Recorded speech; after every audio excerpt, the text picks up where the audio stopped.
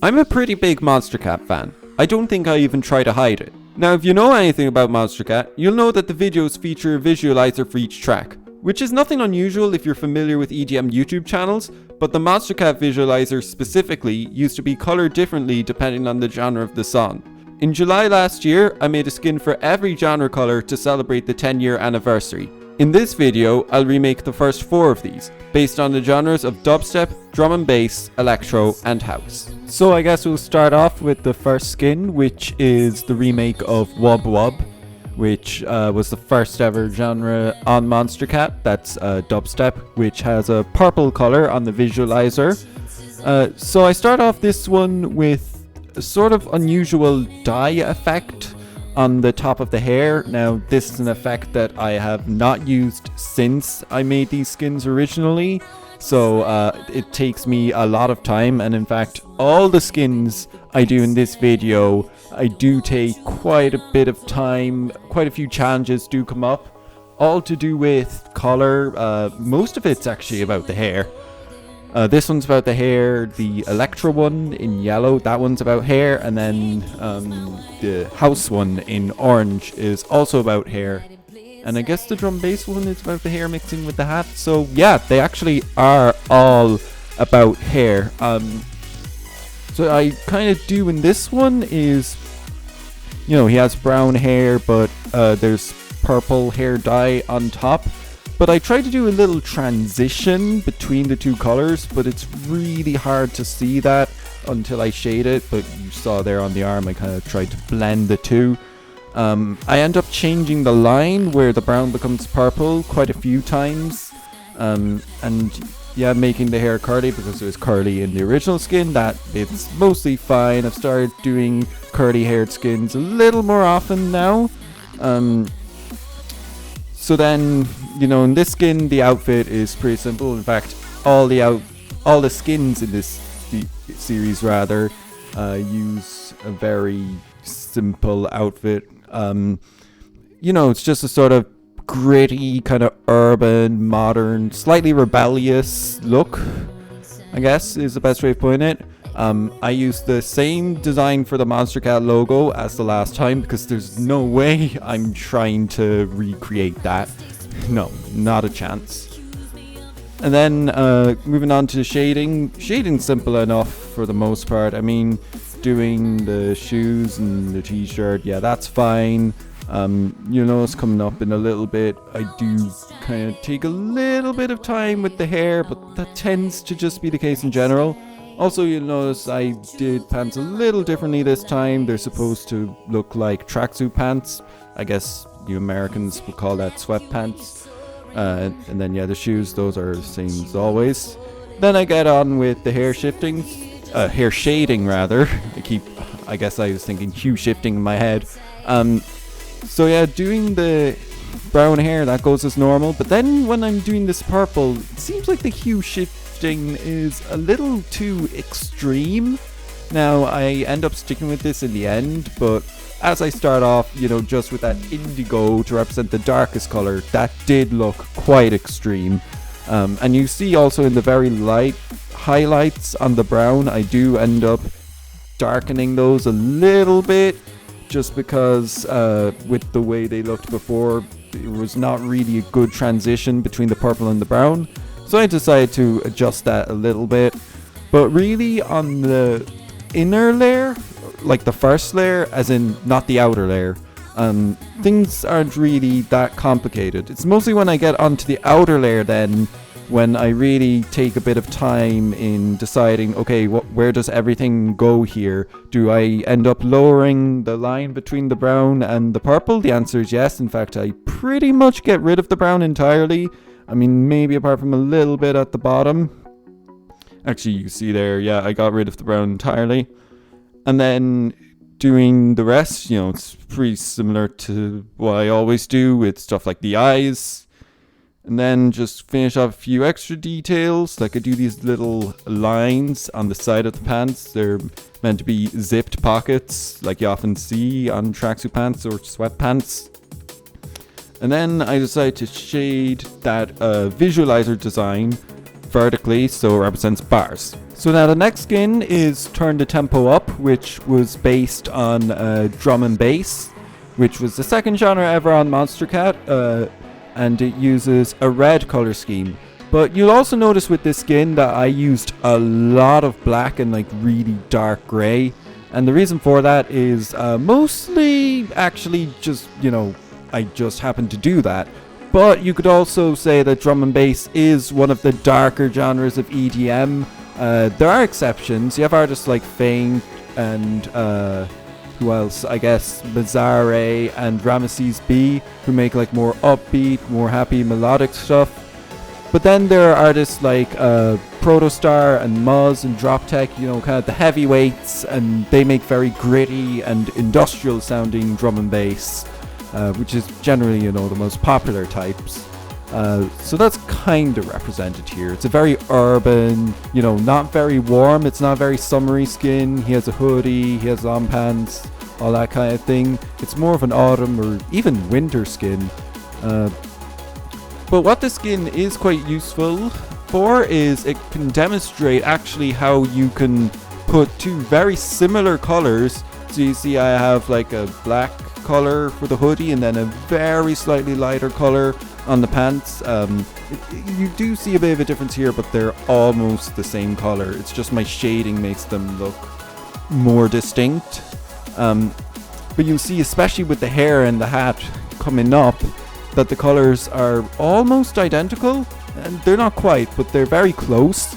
And the main way you can differentiate them there is based on the style of the shading itself.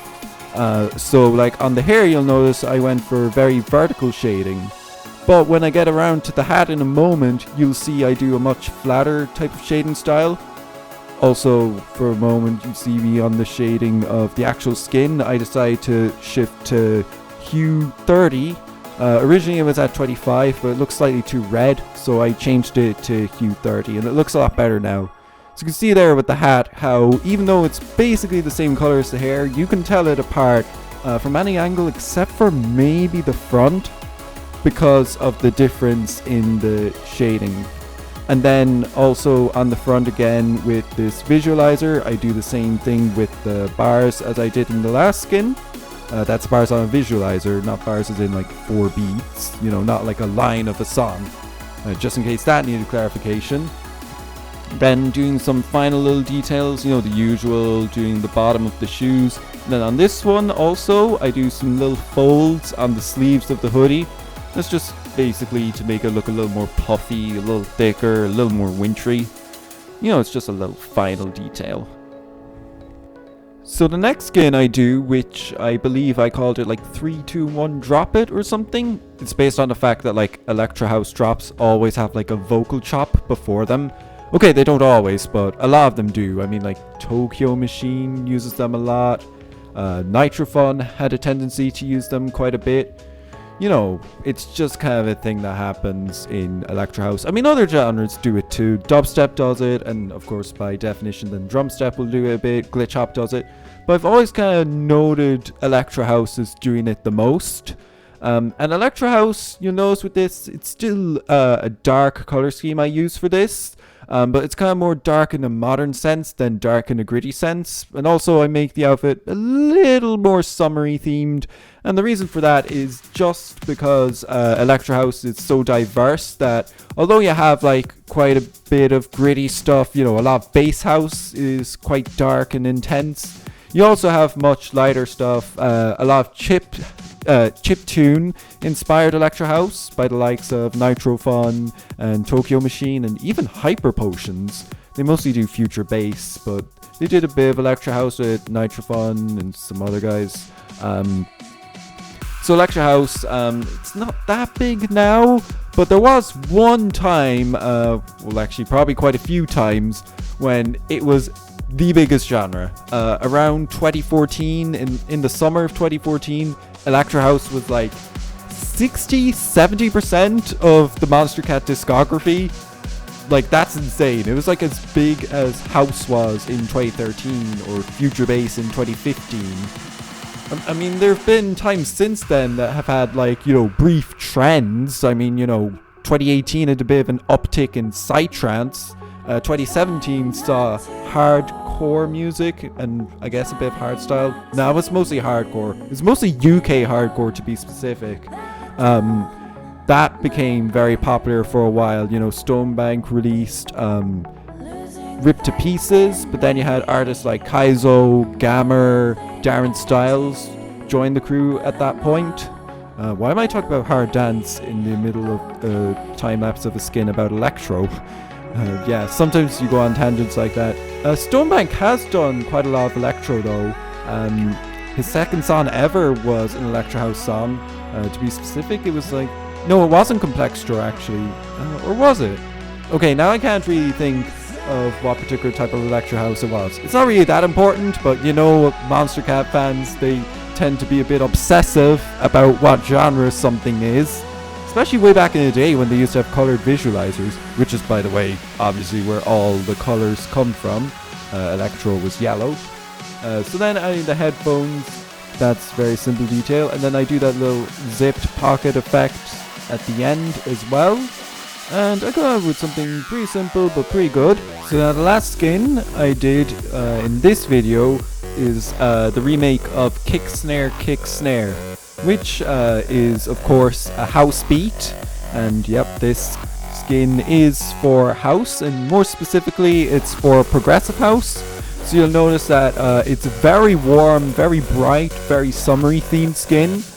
You could almost think of it as sort of the opposite to drum and bass. You know, most of progressive house, I mean, it's not necessarily always very happy, but it never tends to be very gritty or intense. You know, it's very emotional, it's melodic, it's calmer. Now that, I mean, still, there can be exceptions in progressive house even. You do have some harder progressive house tracks, you know, there's stuff like Payback and Howl at the Moon. But generally, progressive house tends to be relatively toned down as far as EDM is concerned. But this skin, I end up taking so much longer than I expected on it. In fact, it actually takes me the longest out of all the skins in this video. And the reason for that, you'll see it coming up in a moment. Notice how the hair right now is a little darker than the orange that I used for the hat and the shirt and the shoes.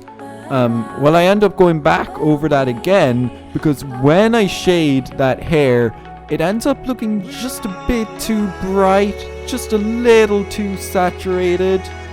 So I decided to change things around again. But shading everything else, you know, it's kind of the same deal. It's something that I have literally done 100 times. Like, that's not even an exaggeration. I have literally shaded this kind of way over 100 times easily. Because I think now I've made almost 300 skins. As of the time of recording this audio, I think I'm on like 270, maybe 280. So, you know, my style has changed obviously over the course of making those skins, so I haven't always done it the exact same way. But I have, you know, had a lot of experience shading skins. But that's not why I make these videos. It's not to flex on you, it's to talk about my experience when making this specific skin. So this one, as you can see, everything's going just as normal. Moving on to the hair now.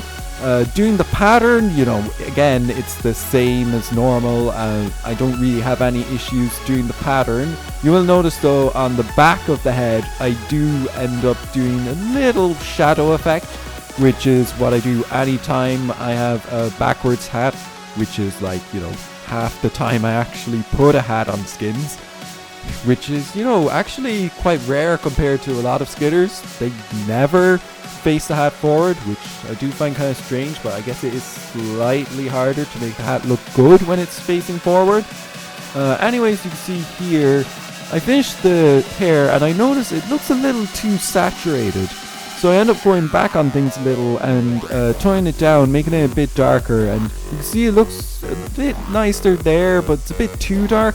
So I try a different palette just to see how that hair looks, and I'm like, oh yeah, that looks good.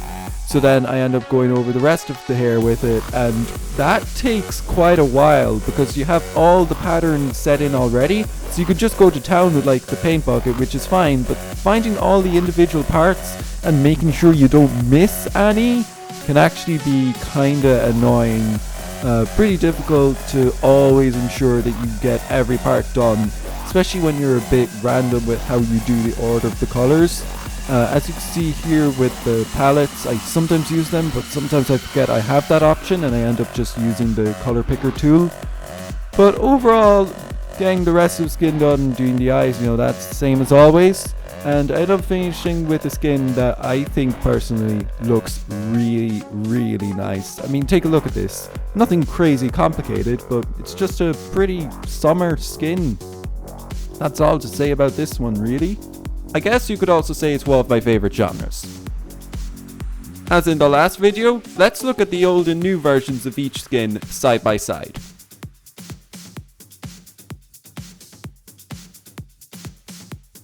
Yeah, I've come a long way, haven't I?